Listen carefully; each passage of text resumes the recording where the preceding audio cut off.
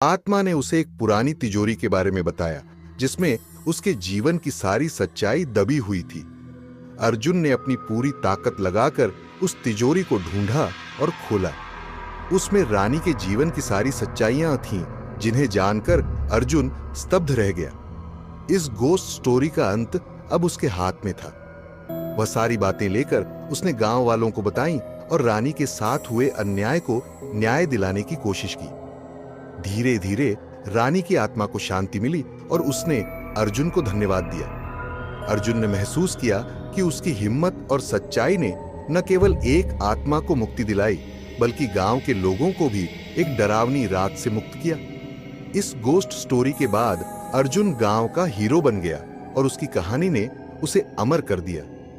गांव में अब हर पूर्णिमा की रात एक उत्सव की तरह मनाई जाती है, जिसमें अर्जुन की बहादुरी और भूतनी की मुक्ति की कहानी सुनाई जाती है। इस गोस्ट स्टोरी ने न केवल अर्जुन की जिंदगी बदल दी, बल्कि श्यामपुर के इतिहास में भी एक नया अध्याय जोड़ दिया। अर्जुन की बहादुरी और इस गोस्ट स्टोरी की सच्चाई ने श्यामपुर गांव के लोगों के दिलों में एक नई उम्मीद जगाई थी। लेकिन इस कहानी का अंत यही नहीं था।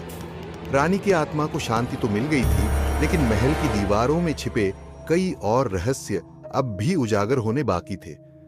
अर्जुन को महसूस हुआ कि यह गोस्ट स्टोरी उसकी किस्मत से जुड़ी हुई है और उसे इन रहस्यों को सुलझाना होगा। पूर्णिमा के बाद की अगली रातें भी रहस्यमयी होती जा रही थीं। अर्जुन ने महसूस किया कि महल के कुछ और हिस्सों में कोई अदृश्य शक्ति उसे खींच रही थी। एक रात उसने फिर से महल जाने का निर्णय लिया। इस बार उसने गांव के कुछ और जिज्ञासु युवकों को अपने साथ चलने के लिए मना लिया। करते ही अर्जुन और उसके साथी एक नए कमरे की ओर बढ़े। यह कमरा पहले से बंद था और अर्जुन को यकीन था कि यहाँ भी कोई गोस्ट स्टोरी छिपी हुई है।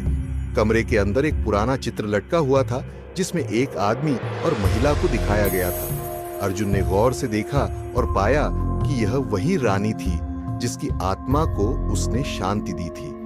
लेकिन उस आदमी का चेहरा उसकी समझ से बाहर था।